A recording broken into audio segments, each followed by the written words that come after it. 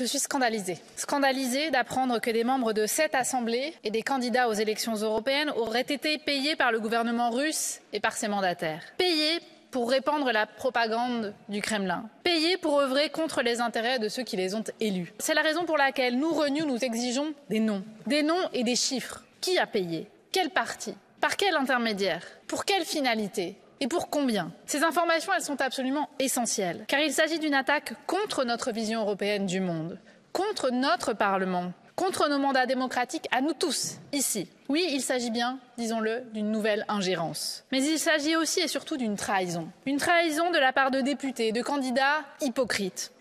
Des députés, des candidats qui n'ont pas pour volonté, dans leur fort intérieur, d'agir pour les Européens. Des députés, des candidats qui en réalité n'ont que deux obsessions. Se faire de l'argent facile et servir Poutine.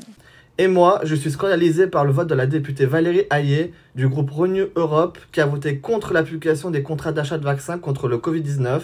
Les Européens ont le droit à la transparence et il est décevant que son groupe parlementaire n'enquête pas sur l'affaire de corruption entre le PDG de Pfizer et Ursula von der Leyen dans le cadre du SMS Gate. Il est troublant de constater que les SMS ont mystérieusement disparu alors que dans ses messages, la présidente de la Commission européenne semblait négocier seule un contrat de plusieurs milliards d'euros. Madame Valérie Hayé, au lieu de se concentrer uniquement sur les ingérences de la Russie en Europe, devrait d'abord enquêter sur le SMS Gate. Cependant, cela pourrait être difficile étant donné qu'elle a voté contre l'application des contrats.